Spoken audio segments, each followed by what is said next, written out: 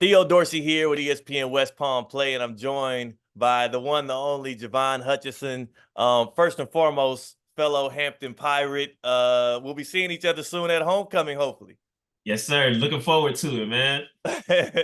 and secondly, but obviously not least, you have just got bestowed the honor of returning as an aide when it comes to USA Track and Field. Can you just, for you, you've talked about how much of a passion it is for you to be able to run alongside the amazing blind athletes that work within the visually impaired that work with Team USA. For you, what do you get out of it? What you get out of it last time, and what are you looking forward to doing this season around? Yeah, most definitely.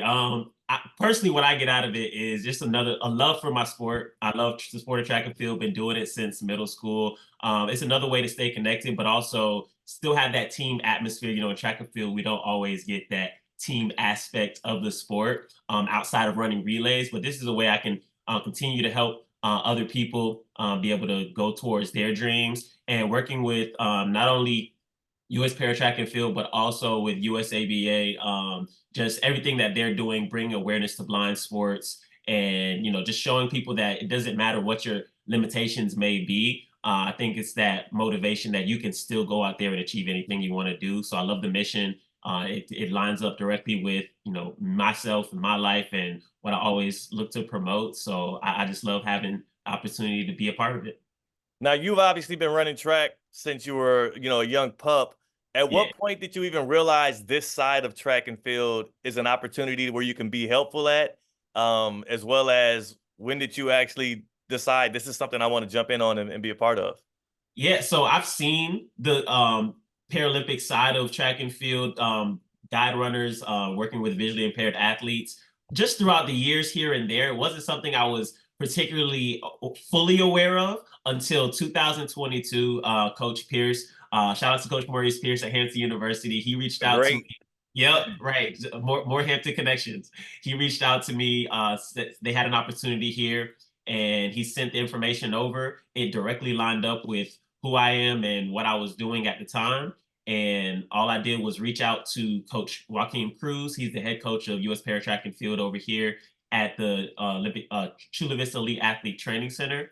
And we stayed on the phone for probably about 2 hours that night. He broke everything down for me, let me know exactly what it was about, made sure, it was something that really resonated with me and something that paired with my skill sets.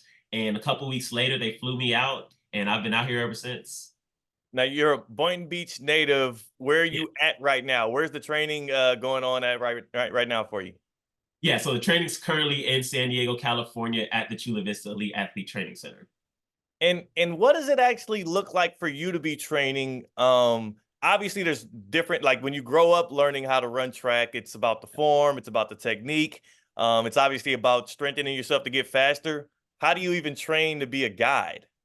So it's honestly the same thing, right? Taking all those things that I learned running track and field on the able body side, just taking that now over here. I still have my coach, right? He's still training me, he's still giving me tips and making sure that I'm in the shape that I need to be in, but also utilizing that with the athletes that I'm running with to make sure that they know they're keeping their form, right?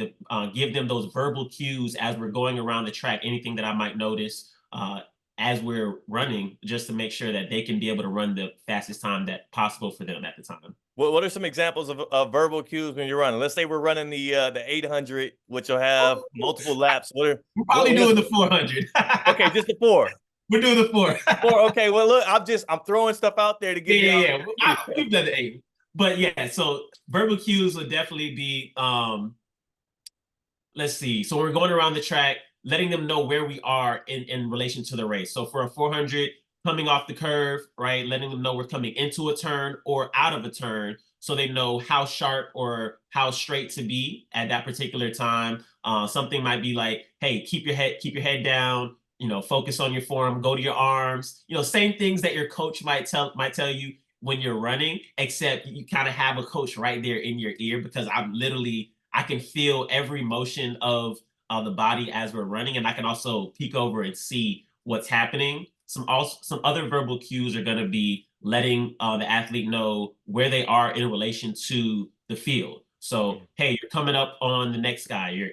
you fall behind a bit. Let's go ahead and pick it up. Whatever that might be, really keeping that positive motivation and letting them know where they are in the race. And of course, as we're getting close to the finish line, letting them know, hey, look, 50 meters to go, 10 meters to go, 3, 2, 1, lean at the line. Just little things like that that we take for granted when even we're going for a jog, right? Like we can see where the finish line is. We can see when there's obstacles. Sometimes we're doing practice on our field right behind the track, and it's a winding road, right? So I have to let him know when we're going left, when we're going right, how sharp that might be, so he can stay safe and we can make sure we're having a great experience. That now, who is the athlete that you're running with this go around, or do you have multiple athletes you're working with? Yeah, so I actually have two athletes that I'm working with. I'm going to be running with David Brown in the 400 for the U.S. Paralympic team, and then Antoine I'm going to be running with him in the 100. So you actually see us down there. We're going to be down in Miramar, Florida. That's where the U.S. Paralympic trials are going to be in July. Smooth, smooth. And for you, what do you kind of learn about their side of things? And also, what have you kind of learned about yourself through the process? Because when I think about, you're talking about almost being like an on-track coach. And I know that's not something that you would have expected. Like, young Javon growing up in Boynton Beach, he'd probably be like, you doing what, brother? Like, what have you gotten into and how did you get so good at it? Like, what have you learned about your ability to adapt and then also help the visually impaired adapt to being able to run on the track? Yeah, I mean, one thing I've definitely learned is I would say just patience, right? I've learned it not only doing this, but just through multiple jobs and just things I've done over the years. But just having that patience, having that awareness of other people, things that they might need. One thing working with the visually impaired community is just being aware that there's some things that they might need you to tell them, and there's other things that you would expect that they might want, but it's like, hey, I don't need that, right? It's just Mm-hmm. understanding them as a person, and no matter what person's disability is, we work with people of all different disabilities here at the training center. Is just recognizing that they're people just like you and me. They might just need a little help with other things. So we all need help in some way, shape, or form. It's just being able to ask for it and understanding, when to take that step forward, when to lend a helping hand, and also when to let somebody, be able to figure things out on their own, as long as it's not going to put them in a compromising or dangerous situation. I remember one time when I first got out here, I was trying to guide David, like every little step he was taking, right? Like I just kind of telling him where he was going, Overcoach. like, yeah, overcoaching, right? Like he was walking somewhere and I'm like, hey, watch out for this. He's like, hey, if I don't ask for your help, I probably don't need it, right? And of course, he's been here for years. He knows how to navigate the scene, right? But also understanding that if we're somewhere familiar, I might not need to do that. But if we're traveling for the airport, that moment where I do need to be extra cautious about other people and things that are in the way, because it's not a familiar place and there's a lot of outside noises and things going on. So just, being aware, being patient, and working and listening. I would say listening to the person or whoever it is that I'm working with at that time.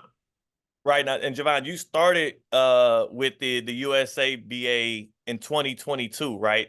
Did you have any experience working with anybody, like even in your family or friends, that had maybe not visual impairments, but any other things that, anybody that lived with disabilities, or is this really your introduction to it over the past couple of years? Um, I would say this is my introduction to it. I've not worked with, but I've been friends with people with various disabilities. I wouldn't say particularly in the visually impaired community, Mhm.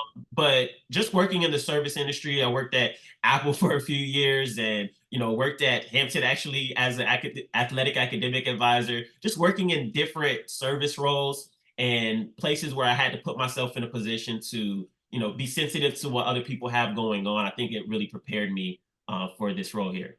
So you're the reason why we not in the MEAC no more. You I was there when we made the switch, but it wasn't me. I gotta find somebody to blame, man. But hey, somebody. For you, what were the next places we can watch you actually in action? I know you said you're training in Miramar this summer. When's the next time we can see y'all competing? You can catch us competing. We'll be at where are we going to be next weekend? Going to be at Desert Challenge. That's meet specifically for para athletes. And then following that, there'll be a meet in Chula Vista. So anybody here in the San Diego or local Southern California area will be here. And that's the second weekend in June. And then following that, yeah, it'll be the trials. Smooth. So getting ready for that. Might be a couple meets in between, but those are like the main ones leading up to trials.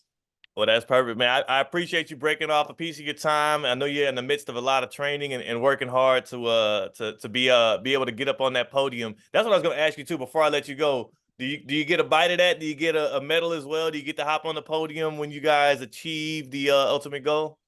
Yeah, so that is a newer rule that the guide athlete and the athlete both get a medal and whatever the prize is at that particular game. So we do both share in the award.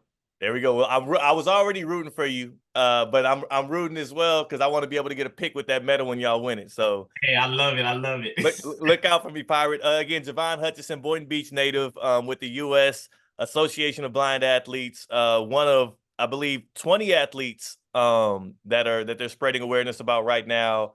In their third year of pushing everything out. So I'm glad to be able to share some time with you. Looking forward to seeing you this summer back in South Florida, and then again we'll link up in homecoming. Yes, sir. Yes, sir.